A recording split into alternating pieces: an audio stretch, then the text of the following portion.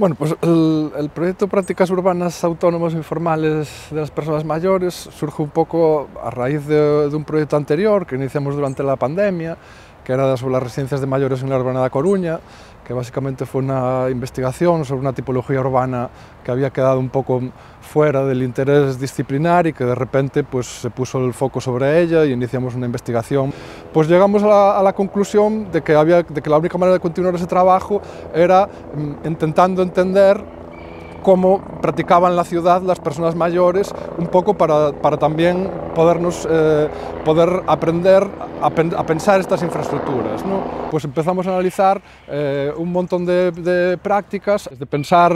cómo funcionaban los bancos, el hecho de sentarse en la puerta de casa, hasta otras prácticas como el mirar obras o pues, el cultivar huertas, el cuidar animales liminares en la ciudad, etc. No es solo un proyecto, digamos, pensado en investigar qué es lo que hacen estas personas para mejorarlas o transformar esos deseos en arquitecturas formales o en prácticas que de alguna manera el Estado o el mercado puedan reproducir, porque entendemos que ese no es el camino, sino tanto para aprender sobre la propia ciudad contemporánea a partir de unos usos de unas personas cuya agencia en la práctica de la ciudad entendemos que no había sido tenido en cuenta, ¿no? Entonces también nos ayuda a pensar la ciudad a partir de unas prácticas que normalmente estaban fuera de nuestro interés, ¿no?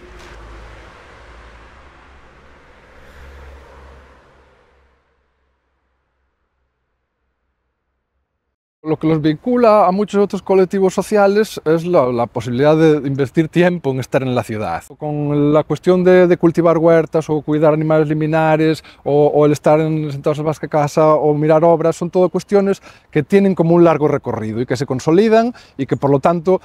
al consolidarse adquieren un estatus de urbanidad como mucho mayor que otros eventos que a lo mejor pues, pueden pasar por la ciudad sin dejar huellas, ¿no?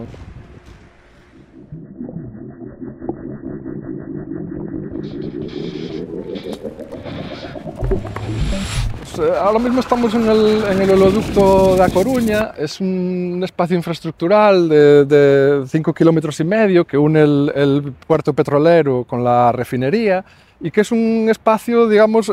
paralizado o no urbanizado, una franja que bordea completamente a la ciudad, donde hemos ido viendo cómo suceden usos que no suceden en otro tipo de espacios, ¿no? O sea, que comparte esa condición de informalidad pues, con otros espacios clásicos como los descampados, como los edificios abandonados, como los espacios debajo del puente, como muchas tipologías espaciales que vemos que al no tener un pensamiento arquitectónico detrás han producido arquitecturas diferentes y espacios urbanos diferentes, ¿no? En este caso pues es un sitio que está plenamente controlado, o sea, no se puede decir que sea un espacio abandonado en el sentido de que Repsol lo controla completamente con cámaras de vigilancia, con una seguridad privada que lo transita 3 veces al día, pero que al ser un tipo de control diferente al control público, produce que los usos que se puedan aparecer sean diferentes a otros.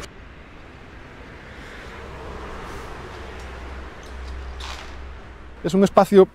vivido y practicado desde hace décadas por Lolo, que es un jubilado del mercado de frutas aquí cercano en el polígono de Agrela, donde están sus ovejas pastando, donde están sus gallinas por aquí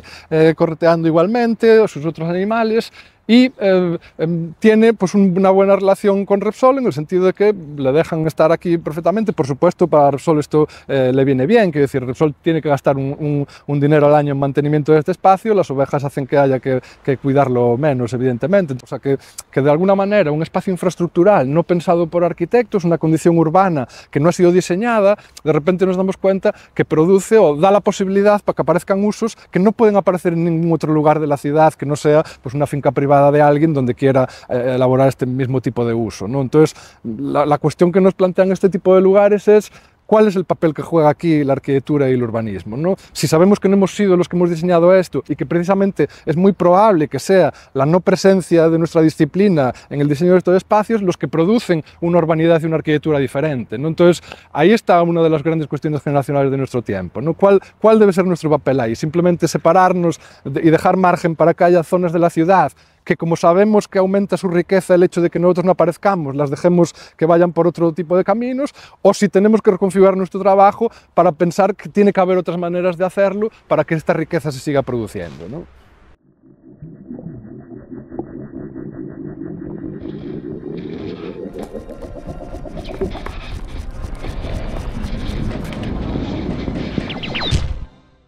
encontramos al lado de una colonia felina que tiene una historia muy singular vinculada a este proyecto. Es un espacio que empezamos a estudiar hace 4 años, en 2020, porque bueno, una vecina del barrio que se llamaba Fe Guadalupe, muy mayor, pues empezó a construir una colonia felina, pero digamos que con una forma y una consolidación como bastante más avanzada que lo que suelen ser las colonias felinas, ¿no? Estamos en una zona también vinculada al oleoducto por una parte y una vía del tren por otra, por lo tanto es un espacio cuya titularidad pues seguramente sea de Adif y los controles que se producen sobre este tipo de espacios son diferentes hacia el espacio público convencional y por eso digamos que se pudo ir consolidando esto, ¿no? Ahora lo que estamos viendo es una fase, pues una cuarta o quinta fase de este proceso constructivo popular. Primero se comenzó pues con una pequeña cubierta, unos cuantos comederos para gatos, pero fue una construcción que fue evolucionando, después se construyó un recinto con palés, se amplió bastante la lona, empezó a haber un cierto problema pues con los vecinos que consideraban que esto estaba dentro de esa lógica del mal llamado feísmo en Galicia y por lo tanto también la construcción se adaptó a eso y la propia Fe Guadalupe pues transformó el espacio pues poniéndole una lona verde, pintando los palés de verdes, un poco en esa lógica un poco absurda de identificar la verdificación con la integración en el paisaje. Y bueno, ya os digo, fue una construcción que fue creciendo y que finalmente cuando ya Fe Guadalupe se hizo muy mayor, pues es de esos pocos casos en los que sucede que este tipo de prácticas populares pues se produce un relevo generacional, aparecen unas nuevas vecinas que se hacen cargo del espacio, lo transforman completamente ya con otro tipo de estéticas y de lógicas constructivas, pero que mantienen esta misma función, ¿no? Estamos en un sitio donde no solo hay esta colonia, sino como hay muchos otros espacios más pequeños y con otros tipos de configuraciones también para gatos, y esta es una de las prácticas que investigábamos en cuanto a la relación de las personas mayores de estas prácticas informales. Una de ellas era la de la relación con los animales liminares, ¿no? Que nos parece fundamental en el sentido de que vemos muy pocos procesos en la ciudad donde se intente experimentar con la relación con otros animales no humanos como hacen las personas mayores, ¿no? Aunque sea una cuestión en debate, en disputa, que significa pues, alimentar otro tipo de relaciones con los no humanos muchísimo más avanzadas que las que tenemos ahora, que básicamente son las de dominación, ¿no? Creemos que en estos espacios intermedios es donde se está realmente jugando y apostando por otros tipos de relación con este mundo, y ahí las personas mayores creo que están jugando un papel fundamental. Y una vez más nos encontramos pues, en un tipo de espacio donde no solo son sus cualidades formales y materiales, urbanas, las que determinan los usos que se pueden permitir, sino también es de esos sitios donde vemos la fisicidad o la materialidad de las cuestiones que no son materiales, sino que son de gestión, ¿no? El hecho de que este sea un espacio que no, digamos, que no mantiene el ayuntamiento como cualquier otro espacio público, sino otro tipo de instituciones, hace que pues, se puedan producir unos usos que no se podrían producir en un espacio urbano convencional, porque esto sería pues, una ocupación ilegítima del espacio público o se le tacharía de cualquier forma para intentar impedirla y destruirla, ¿no?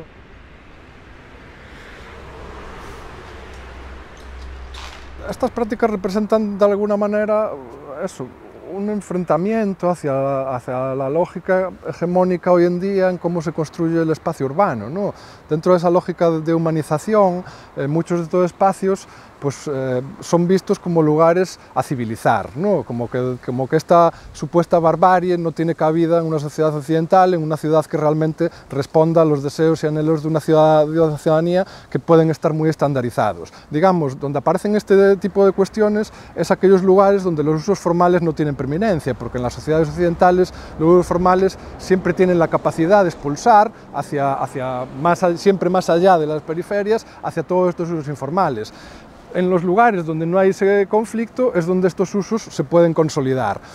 ¿Qué es lo que sucede? Que sí que es cierto que muchas veces existe un enfrentamiento porque ya tenemos todos imbuido el sistema de que para actuar en el espacio público pues hace falta cumplir una serie de burocracias, hacer las cosas donde se supone que tienen que hacerse, cada espacio debe tener una función y cualquier cosa que sea parte de eso pues de alguna manera es una afrenta desde algunos puntos de vista hacia la civilización, desde otros puntos de vista hacia una idea de lo público muy determinada, y claro, en este tipo de espacios espacios se confronta esa idea porque de repente hay ciudadanos que ponen en marcha procesos de construcción de lo público al margen de eso. ¿Qué es lo que pasa? Que estos procesos son procesos, la mayoría de las veces, colectivos, populares y que no son ni para tener un beneficio económico, ni ninguna cuestión que se pueda vincular al egoísmo o a la ocupación indiscriminada del espacio público, sino que son actuaciones que llaman y que permiten que comunidades se vayan formando con el tiempo en procesos de hacer, ¿no? Que como todos sabemos son procesos que son irreproducibles desde la lógica de lo público y lo privado. Entonces, las comunidades que se forman aquí son comunidades urbanas de pleno derecho y, por lo tanto, las ciudades deberían de alguna manera dar cada vez más espacios para que este tipo de lógicas también puedan formar parte de la riqueza de la ciudad.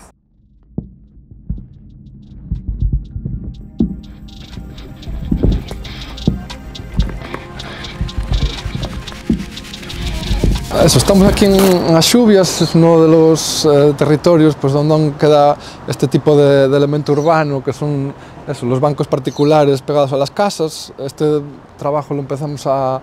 investigar en este proyecto sobre las prácticas informales de las personas mayores, en el sentido de que uno de los casos que estudiábamos era el sentarse en la entrada de casa, ¿no? Como es el último lugar, en cuanto se van perdiendo facultades de movilidad, donde hay un contacto con lo público que es tan importante, ¿no? Para temas de socialización, de vida urbana, etc., ¿no? Y es curioso porque, bueno, acabamos llegando, estudiando en sitios de Extremadura, en sitios de Galicia y en muchas otras partes, cómo se trata de una pieza urbana que, a pesar de ser un elemento de la máxima radicalidad en términos urbanísticos y de urbanidad, en realidad se ha ido perdiendo y ha quedado circunscrito a territorios que entendemos como de origen preindustrial y asociados a esa idea de lo rural, ¿no? Como si realmente ese comerle 30 o 40 centímetros a la acera fuera un sacrilegio contra la idea de civilidad y de lo público, cuando en realidad es un elemento fundamental, ¿no? Entonces, que la ciudad esté llena de sitios donde para sentar es lo que hace que un determinado ámbito sea accesible para determinadas personas o no. Entonces, es un sitio que no solo, que además tiene de particular el hecho de que forma parte de la arquitectura, o que durante muchísimo tiempo formó parte de la propia arquitectura, integrada en la propia arquitectura de las viviendas, que en otros sitios funciona de una manera más informal e improvista, en el sentido de que son sacar las ideas a la calle. Y a nosotros también nos interesa desde el punto de vista arquitectónico de por qué una pieza que hace que ese umbral entre lo público y lo privado sea más ancho, por lo tanto mucho más rico, y que permite que la interacción interior-exterior sea mucho más urbana, en realidad, ¿por qué la hemos recluido hacia esos territorios que consideramos no urbanos o menos urbanos o rurales, etcétera, ¿no? Cuando en realidad es una pieza que, como digo, complejiza muchísimo ese límite. Entonces, este es uno de los casos en los que, a partir de estudiar las prácticas urbanas de las personas mayores, acabamos reflexionando sobre un elemento que en realidad es una infraestructura transversal a cualquier uso urbano y que en realidad estaba dando un servicio que tiene todo el sentido del mundo en la época contemporánea, al igual que lo tenía en el pasado, vaya.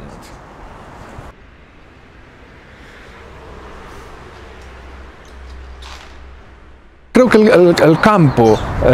de aprendizaje y de estudio desde la disciplina propiamente arquitectónica de todos los procesos informales de lo que hemos estado hablando es amplísimo, y creo que se debe seguir trabajando en eso, siempre partiendo de la duda que planteábamos anteriormente de no saber, o por lo menos nosotros no estar seguros en este momento, de si tiene solución. Quiero decir, si una disciplina, como decía Koolhaas, pensada para ofrecer orden, puede en algún momento ofrecer las condiciones de posibilidad del desorden, que también pues, Sennett y otros autores se lo preguntan, pero desde luego que dentro de todas estas prácticas hay muchísimos grados de informalidad y muchísimos espacios,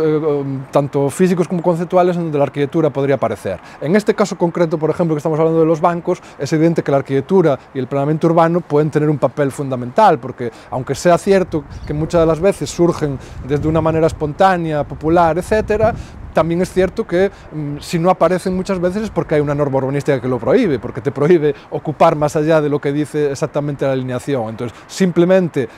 reconociendo que existe un grosor y que en ese grosor debe haber un ámbito de libertad para que lo público y lo privado se relacionen de formas más complejas, ya estaría la arquitectura y el urbanismo poniendo de su parte para hacer para posibilitar más tipos de usos como este. Es un debate que que se relaciona con muchos otros contemporáneos, igual que hay pues protestas vecinales a veces porque haya ropa tendida en las fachadas, ¿no? Que es un elemento que, a nuestro juicio, aporta muchísima personalidad, vivencia a la arquitectura que es un plano siempre estéril, muerto, que muestra las aspiraciones de la sociedad, pero también la idea de un arquitecto, y cómo el usuario, mediante su habitar de la ciudad, corrompe esa idea de fachada y la hace muchísimo más rica y da muchísimos más datos como para que la visión de la ciudad nos esté ofreciendo más ideas de la sociedad que está detrás de esas fachadas, ¿no? Pues todo lo que pasa en este límite, en ese sentido de riqueza, creo que la arquitectura del urbanismo tiene mucho que decir, ya sea desde el punto de vista del diseño, del arquitecto que finalmente diseñe una vivienda y decida que este borde puede tener esa funcionalidad público-privada, hasta desde el punto de vista del urbanismo, de hacer leyes o no que prohíban o no este tipo de prácticas, ¿no?